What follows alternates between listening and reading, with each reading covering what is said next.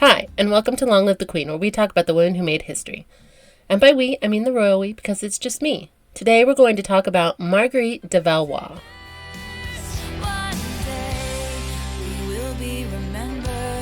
It's possible that this was her father trying to figure out who she would marry when she was older, because these were all boys her age that would have been appropriate spouses at a later date. But we don't know for sure, but that's her fondest memory of her father, is sitting on his lap talking about her crushes. So it does seem like she was closer to her father than her mother. So this would have been hard. Like, her sisters were gone, her brothers lived at a different nursery, her dad was dead. And then word would have arrived that she was leaving her nursery. I don't know if any of her governesses came with her nannies, but she was the only girl left. So they were consolidating, and she was going to move into her brother's royal nursery. So I don't know if she brought one of her nannies with her or if she just got all new nannies. But because her father had died, his mistress had been sent away, and she had been the one in charge of the nurseries. So that's wild. All right, Miss Marguerite, trauma sandwich topped with trauma mayo, and let's so give the a weddings were fun, trauma fries. But surrounding the weddings was just a lot of chaos. Oh, and girl. To me, this seems like a huge life-shaping moment. In just 6 months, both of her sisters were married and moved away, the one she had lived with and been closest to, and then her father died, and she moved in with her brothers. So this had to be like a major point in her life. I imagine she saw her life as like before those events and after those events were two totally different lives. Yeah. And she still wasn't on her mother's radar. Her mother was focusing on her 3 older brothers, specifically her older brother, Francois, because the king is dead. Long live the king. 15-year-old King Francois II. He was 15, so that was old enough to be king on your own, believe it or not. But he heavily relied on his mother's advice, because he was like, I'm 15, what do I know?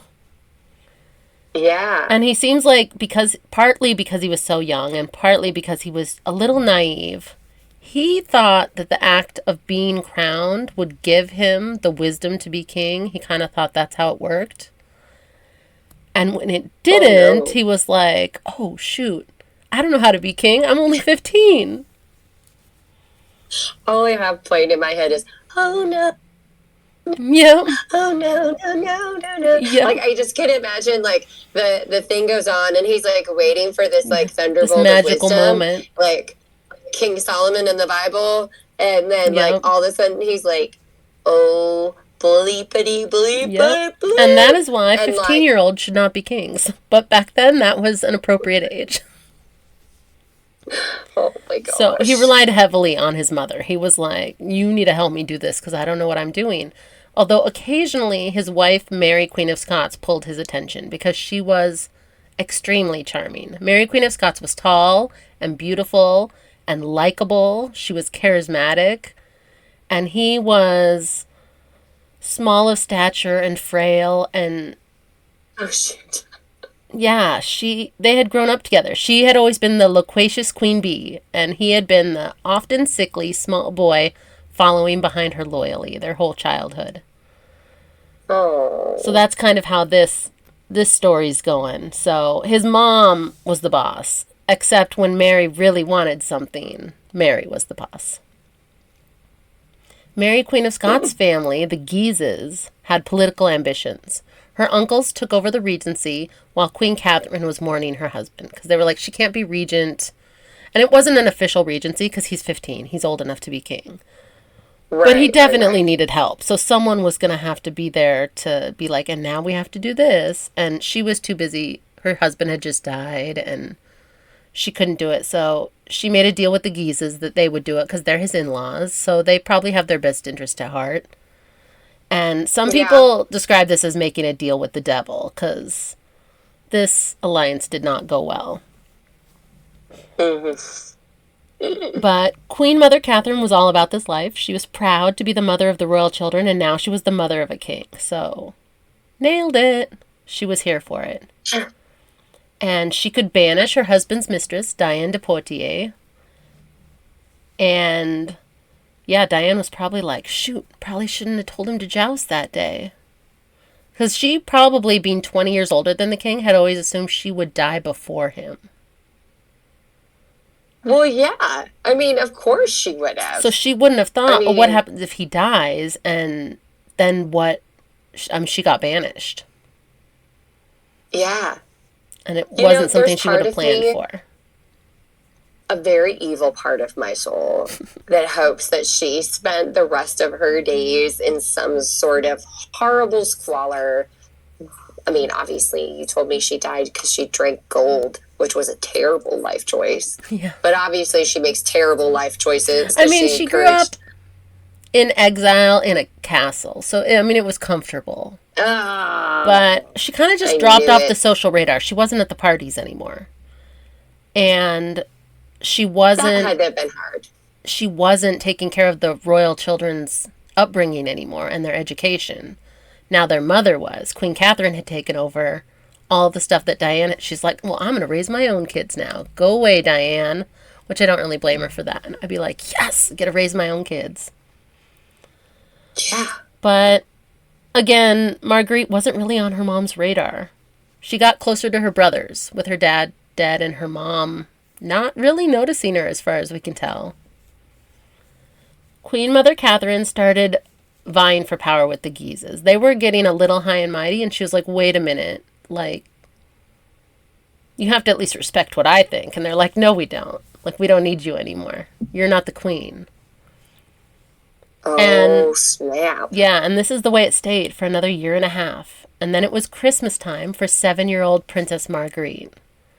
Her oldest brother, 16-year-old King Francois, had become ill. He had an ear infection. But that's way worse when you don't have antibiotics. You just have to hope it gets better. And the king had always been sickly. His immune system wasn't great, so they had to rely on his immune system to fight off this ear infection. And he was getting sicker and sicker. At one point, he had a large cyst on his scalp behind his ear because the infection had nowhere else to go. And they said when they drained it, they drained liters of pus out of it, which I don't even know how that's possible in your head. But part of that was because he, like his father, had a brain infection from this ear infection, and he was now also dying. So Marguerite's mother was busy preparing for her son's death and preparing her next son, who was only 10 years old, to be the next king. Oh my gosh. Queen Mother Catherine positioned herself to be the regent, because he would need a regent. He was 10 years old. You can't legally be king when you're only 10 years old. And she wasn't going to lose power to the Guises again. Like, this was her chance to get rid of them. This is terrible to say. She loved her son. But if he died, he was no longer married to Mary, Queen of Scots. And that was whose family the Guises were. But again, Marguerite was likely neglected. This wasn't about her. And she wasn't really part of the picture. And honestly, she's probably starting to feel like that was normal. Like, no one ever asked her input on anything. She's just a little 7-year-old girl. And her brother Francois died of a brain infection, just like his dad had. So the king is dead. Long live the king. 10-year-old King Charles IX, who cried at his own coronation. He probably needed a snack. He's just 10. It was a long day. Yeah. He's watched...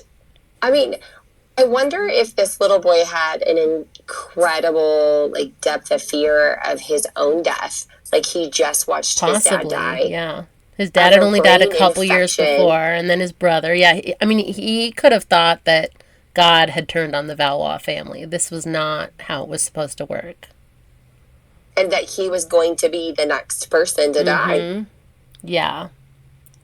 So 7-year-old Marguerite just carried on, likely mostly solo for the most part. She was close to her brothers, Charles and Louis. And Hercule, the baby, was by all accounts a terror as a child. People who just commented on the royal family would just, he's awful. He's just really terrible. He was a troublemaker and people were not here for it.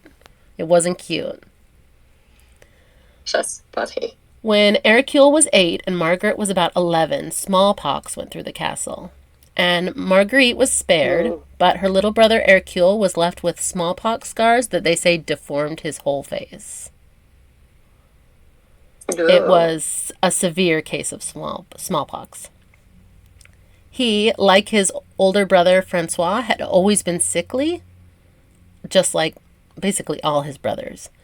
And Marguerite still seemed to be her parents' healthiest child. She was dodging bullets like the Matrix. The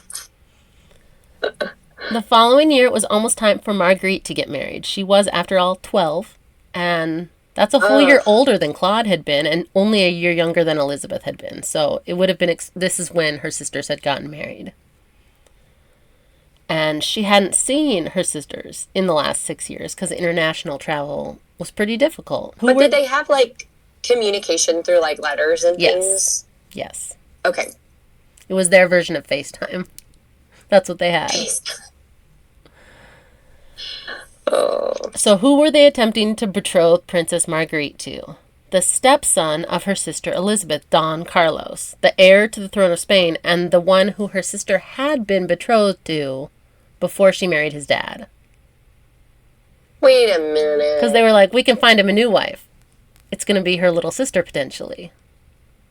So, her sister would also be her mother-in-law? Yes. Yeah. That's just bringing to my, like, my own grandpa. Yeah, her sister would be her mother-in-law. Well, her stepmother-in-law. Because she wasn't the mother of Don Carlos. Okay, fair enough. I mean, if it was mother-in-law, that would be super awkward. Yeah. But stepmother-in-law, that's totally reasonable. It's awkward, but genetically it's not as dangerous. I mean, true. So, true. You ready for the Tinder profile? Here's the pros. Oh, gosh. The pros on Don Carlos. She would get to move to Spain, where her sister Elizabeth lived. So that would be fun. Okay. Sister time. She wouldn't be sent off to a lonely country. Her sister was the queen of Spain. And after her sister's husband died, and remember, he's real old, she would be the next queen after her sister, and her sister would be the dowager queen, so they'd probably still hang out in Spain together. Okay. And France would have... that kind of puts a safe position. That makes a safe position for not only herself, but her sister. Yeah, and France would have an extended alliance into the next generation. The next king would also be married to a princess of France. So the alliance they had going on would continue. And it would continue longer if she had babies, because one set of grandparents would have been Spain, and one set of grandparents would have been French. So that would have all but united them into one country, in theory. I am not seeing any negatives right now. Like, this is looking like almost a 5-star Well, now match. for the cons. Oh, dang it. She was 12, and Don Carlos was 20. Her older sister Elizabeth was still only 19, so Don Carlos is older than her sister is. Her sister's stepson. He's also severely inbred.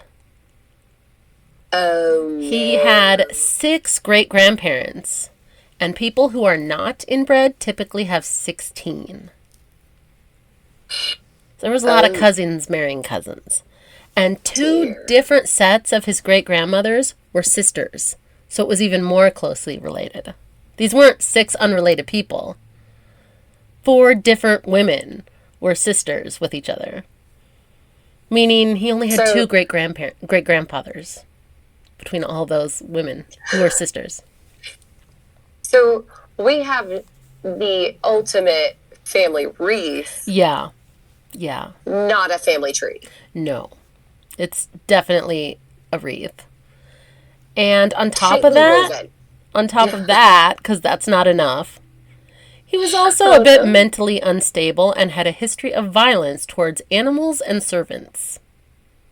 Oh, no. Yeah, so not a 5-star match. Not even close. The cons are way worse than the pros. Close. This went from, like... Yeah. On paper, it's good, but once you meet the guy, it's a full disappointment. As a child, he attempted to force a shoemaker to eat a pair of shoes because he found them unacceptable.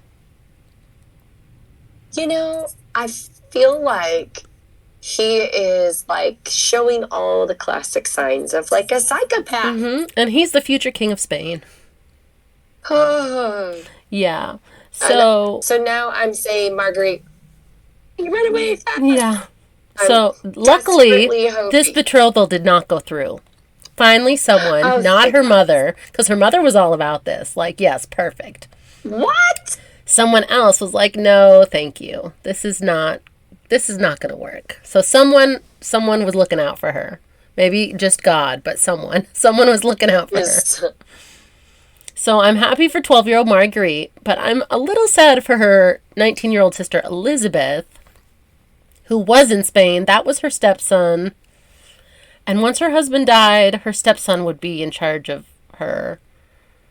And her whole fate. Yeah. So, sucks And for it wouldn't Elizabeth. be like, she wouldn't be able to come back to her father's court. Or, I mean, not her father's, she her could. brother's court. It would be her brother's court at that point.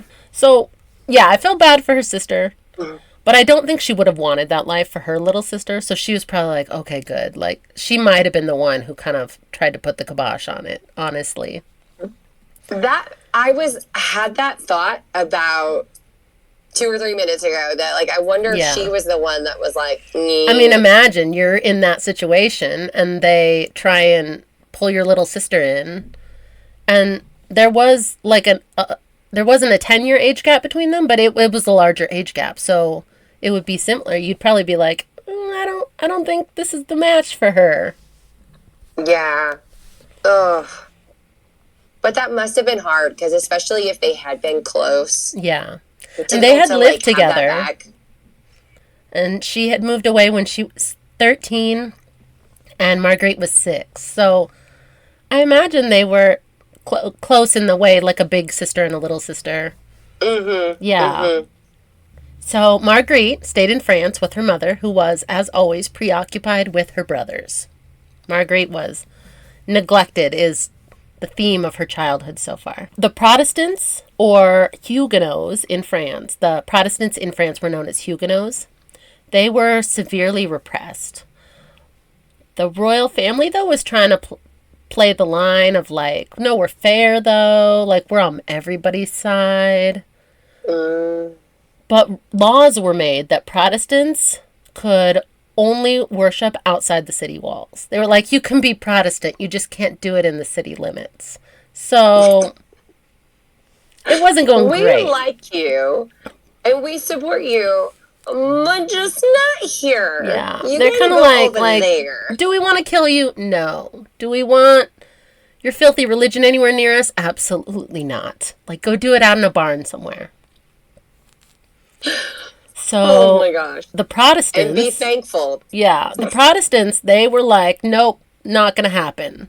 So they gathered inside of a barn inside the city limits to have their bold illegal church meeting. And the Duke of Guise, do you remember the naughty little boy at court that she said didn't behave? Oh, He's a grown-up now. Well, he's a teenager. He arrived with a peaceful army to break up this illegal church service. I have bad vibes. Yeah, the Protestants legally could also no longer carry weapons. They couldn't have weapons. Oh no. Yeah, so the Protestants threw rocks at the peaceful army while the peaceful army shot back at them. Oh, I saw this coming a mile away. Yeah. It's not a good look when a certain amount of people like, but you can't have weapons, because if we need to kill you, we want it to be easy. It's not... Right. When one faction is allowed weapons and one faction isn't, that's not a good road to go down. It definitely doesn't end well. No. And a civil war skirmish broke out, and this would be the first war of religion. They're called the Wars of Religion, that happened in Europe over the course of the better part of a decade, I think, maybe a little longer. And they were just off and on at war. And it was Catholics versus Protestants. Oh, man. Queen Mother Catherine was like, pull your shit together. Like, we can't just be civil warring. My 10-year-old is the king, and we're just trying to hold this together, and I could use your help.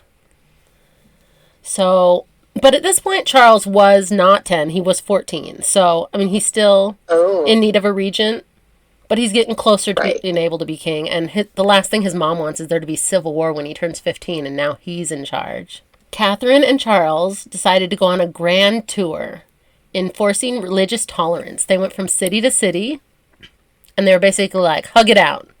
Like, we're not doing this. Absolutely not. 2 years they traveled from city to city doing this. Oh my gosh. Prince Edward was his brother's spare, and until his brother had children, Charles, they all had that weak Valois immune system, so he might be needed. Like, he was the spare, and there was a chance he could be needed for that, so he was educated as backup king. Like, just in case your brother dies, because he's still only 14. He doesn't have children.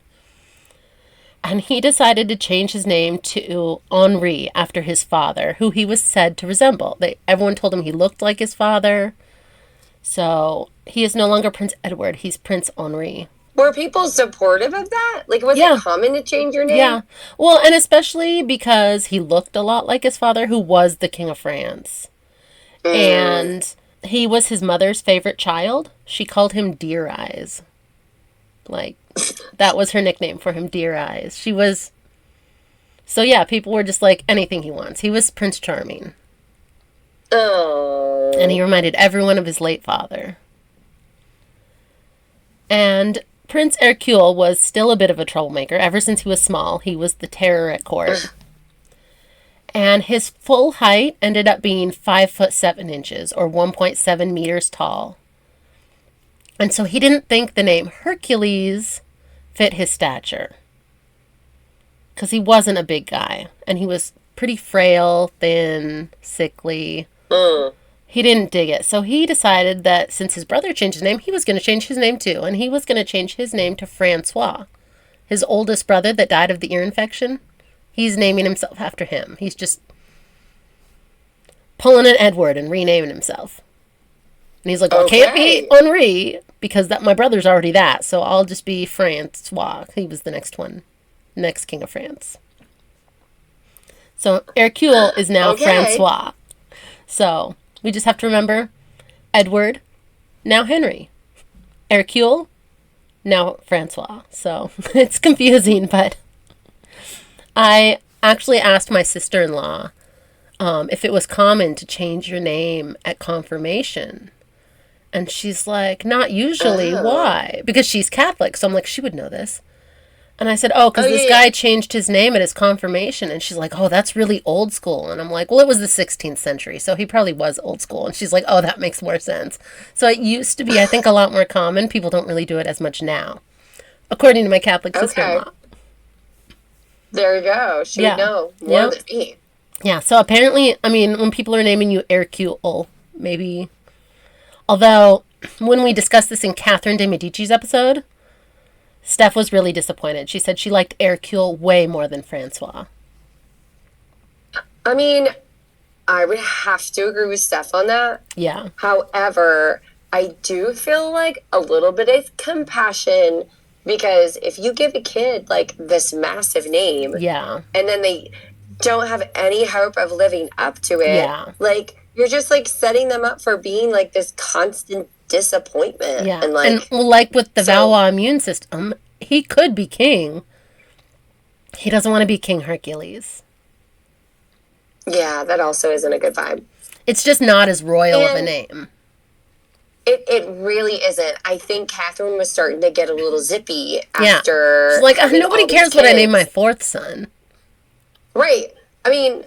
In all fairness, my fourth kid is my only literary character. Like, we'd already, like, all the family names have been used, all that, you know, like, it's just like, okay, we're going to kick up our heels a little bit, have a little fun with this one. And this wasn't her fourth, this was her fourth son, but this would have been her seventh child. So, yeah, she had already had 3 boys and 3 girls. Names after 3. Yeah. So I don't even know how she lasted as long as she did.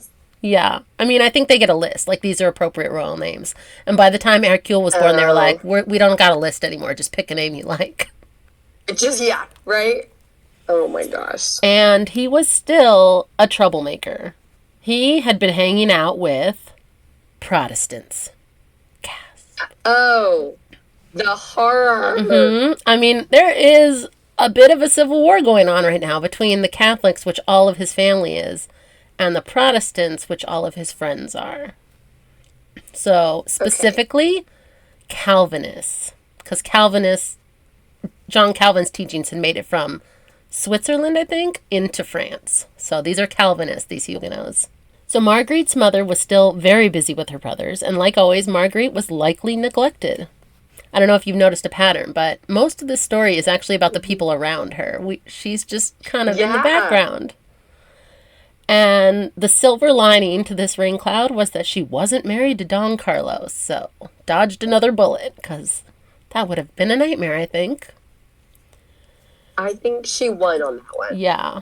During Marguerite's teenage years, she was close with her older brother, Prince Henri. He had given her the nickname Margot, so she's like cool Princess Margot now. And when Margot was 14, she would have gotten word that her former sister-in-law had lost Scotland for the Catholics. The Protestants had control of Scotland, specifically the Presbyterians. And the Presbyterians were Calvinists, like the Huguenots, but with some John Knox flavoring. They were like John Knox Calvinists. The highly polarized religious environment in Europe was causing a lot of church splits. So once the Protestants split off from the Catholics, then they were splitting off. You have Presbyterians, you have Lutherans, you have Calvinists.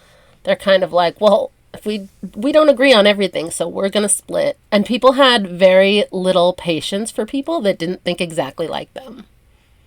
So I wrote down Catholics, Calvinists, Lutherans, Presbyterians, Anglicans, and Puritans. All Christian, but slightly different doctrines and different levels of religious extremism.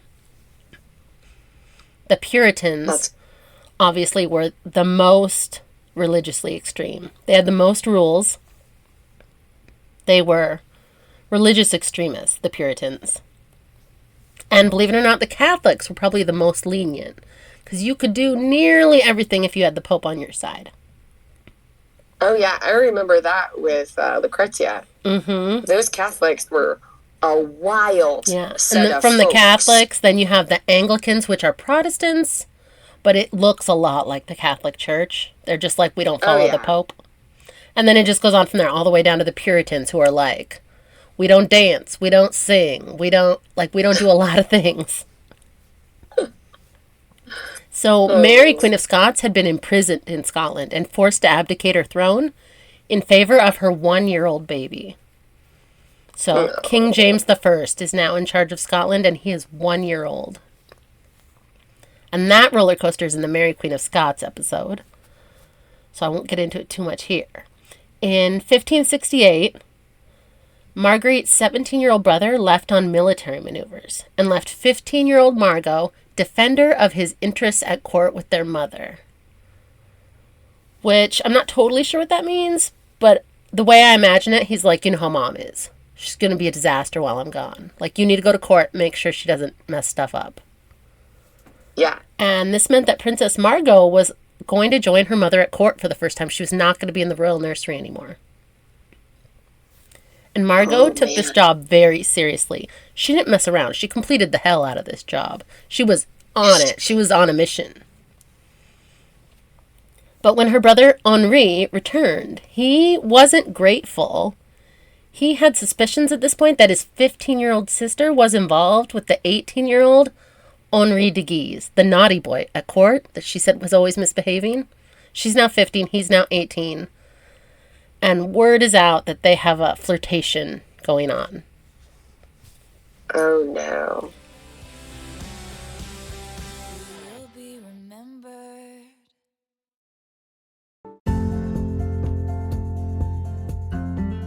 Thanks for listening.